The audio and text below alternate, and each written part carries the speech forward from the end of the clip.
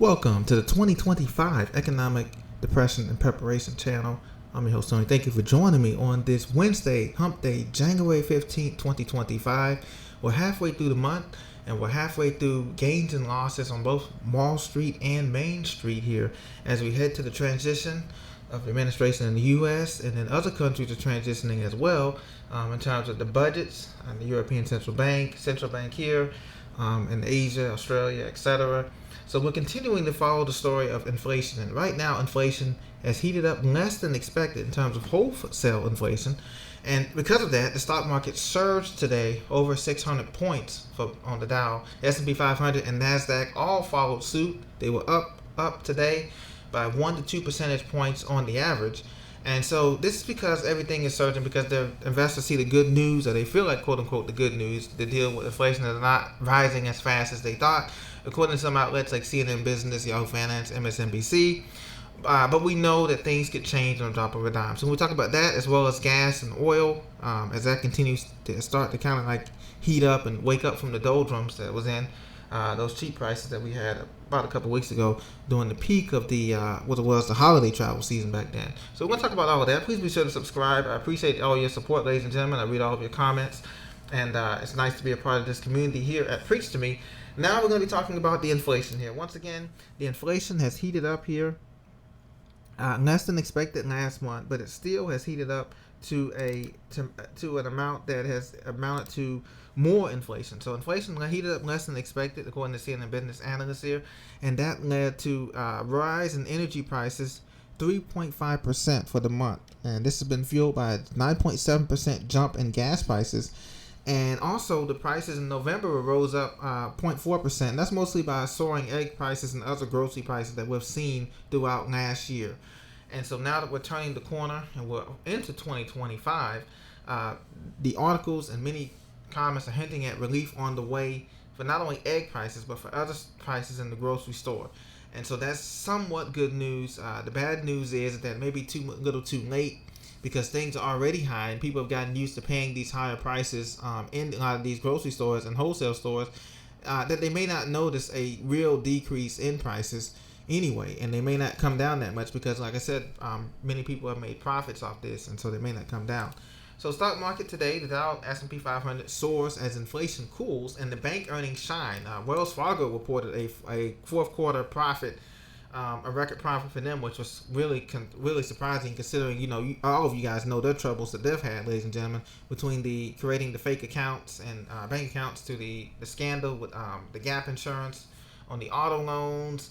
But apparently earnings shine today. So all of this helped to bolster the returns on the S&P 500 and Nasdaq composite. Soared, like I said, 2.3% on the Nasdaq, 1.6% surging on the Dow Jones Industrial here, and they continue to go. So now Dow Jones is over 43,000, and I told you in the last video that we're on our road to 50K with the Dow Jones. I think that's the maximum it will get to this year. 50,000 is the peak of this economy, but today it was up over 693 points, a really strong day.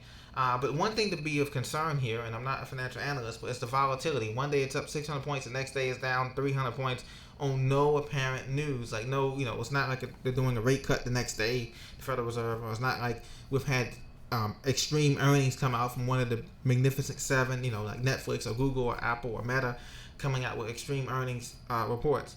So that's very concerning. The volatility, the VIX index, is still pretty high, even though we're getting these gains, And so it's still up over 700 points as we got to get into after hours here on the East Coast. So 10-year Treasury yield also dropped 12 basis points to trade around 4.66% after cooler than expected readings. So this is also good news for some traders here, as you know.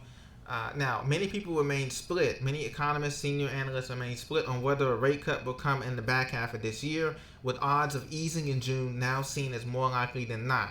So, in other words, if the economy, or at least if the Wall Street economy keeps going higher and higher, and the Dow Jones keeps going higher and higher, there's a chance that the Federal Reserve may say, hey, we may not cut these rates. We may leave them unchanged. We may, end up have to raising rates if the economy overheats and gets too hot. So those are the concerns that many traders have and many senior economists has now. So But the one thing is clear is that they're not going to be doing quantitative tightening. I believe the tightening cycle was over now. And that's just not just because of the political and economic environment we're in, but it's because the economy, we have $36.5 trillion of debt, and we have to service that debt, and the interest payments that we pay on that is not going to be sustainable if we were going to be able to raise rates. So most people know that rate hikes, any extreme rate hikes, are not going to be on the cards this year, or possibly next year either. And so that is also good news. Now, Brent oil forecast, which is from Express Empire, they decline. Natural gas is trying to settle above $4 a gallon, $4 a level. WTI Brent crude oil is above $80 now here as traders reacted to the EIA report. So, now it was at its lowest last year in November, December, around $70 a barrel or so. So it's up $10 a barrel from its lowest point last year. But the bottom line is it's only going to go up from here as we get through winter and get into spring and summer. You can expect Brent crude oil and these oils to go up as well. Now, gold can also expect to be making higher too as well. Gold is expected to move. Price targets are looking at $27.50 or $27.80, up almost close to $2,800 by the end of summer. It's possible.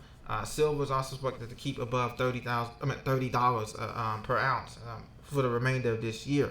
So this is what we have forecasted right now. But like I said, a lot can change, and it depends on if inflation is where it's exactly headed. Right now, inflation is holding steady. It's coming down by less than 1 percentage point, but it's still coming down according to the media reports. Like I said, but right now the more concerning issue is the jobs creation and the jobs attrition rate. How many people do we have in all parts of our country who are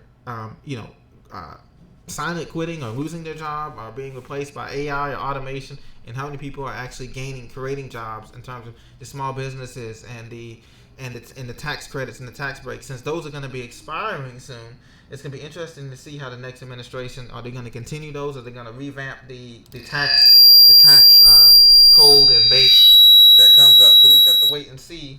We just have to wait and see what happens with that issue there as far as the tax base, and if they're going to continue those rates or they expand those tax base and rate cuts as it becomes available. So, Ali, thank you for joining me on this episode. Please be sure to subscribe. I thank you for your support, and I'll see you again on the next episode of Preach to Me. God bless. Take care. Stay safe, everyone.